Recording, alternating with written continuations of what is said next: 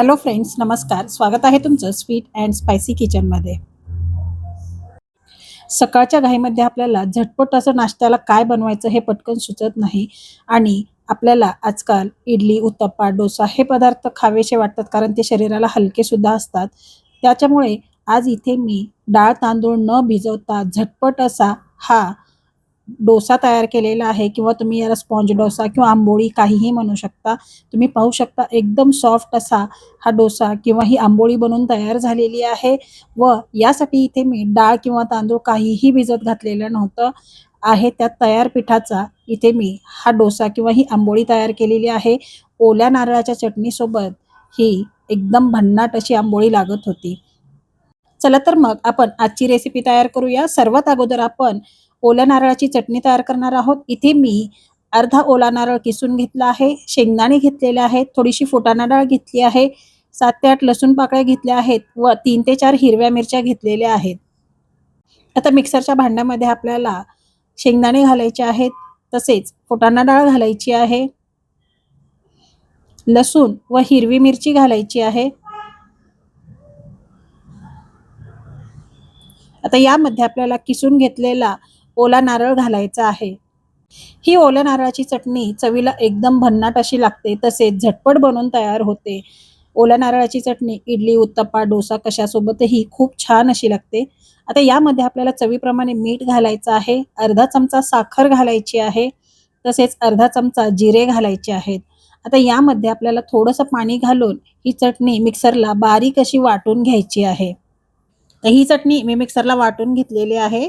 तुम्ही पाहू शकता. आता ही चटणी आपण एका भांड्यामध्ये काढून घेऊया. तर ही चटणी आपण भांड्यामध्ये काढल्यानंतर या मिक्सरच्या भांड्यामध्ये आपल्याला थोडंसं पाणी घालून हे भांडं विस्कळून या चटणीमध्ये घालायचं आहे. आता इथे मी अंदाजे अर्धा वाटी पाणी या मिक्सरच्या भांड्यामध्ये घातलं होतं. ते भांडं विस्कळून यामध्ये घातलेलं आहे. आता चमच्याने ही आपण चटणी व्यवस्थित अशी मिक्स करून घेऊया. आता छानपैकी आपली ही चटणी बनवून तयार आहे. आता या चटणीला आपल्याला फोडणी द्यायची आहे. याचा तडका तयार करून घेऊया. आता इथे मी तडका पॅन गरम करण्यासाठी ठेवलेला आहे. यामध्ये आपल्याला 2 चमचे तेल घालायचं आहे. तेल गरम झाल्यानंतर यामध्ये आपल्याला अर्धा चमचा मोहरी घालायची आहे. मोहरी छान फुलल्यानंतर यामध्ये अर्धा चमचा जिरे घालायचे आहेत.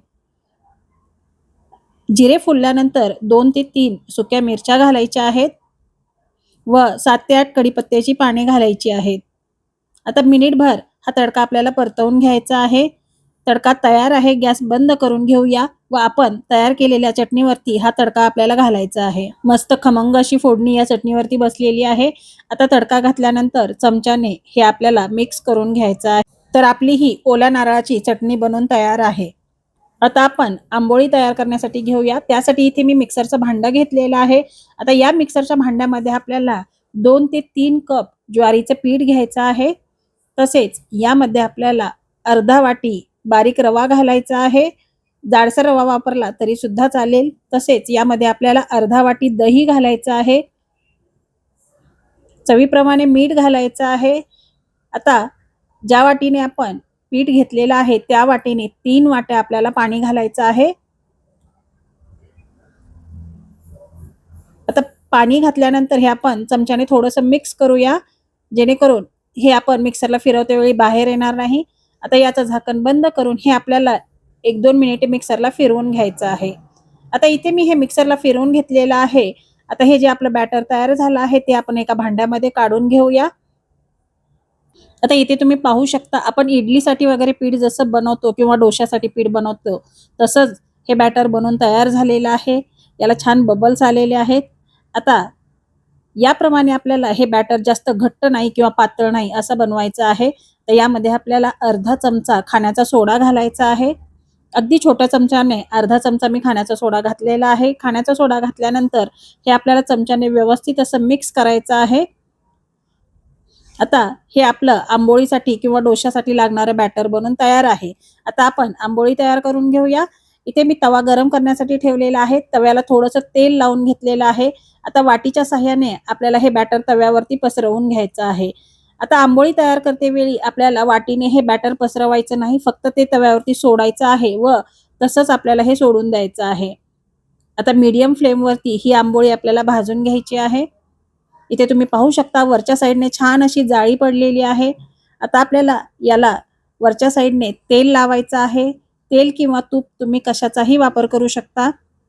सकाळच्या घाईमध्ये जेव्हा आपल्याकडं इडली डोश्याचं बॅटर नसतं व आपल्याला डोसा खाण्याची इच्छा असते, तेव्हा आपण एकदम झटपट असं हे आंबोळीचं किंवा डोशाचं बॅटर तयार करू शकतो. तसेच हे एकदम हेल्दी आहे. ज्वारीच्या पिठाची ही आंबोळी आहे.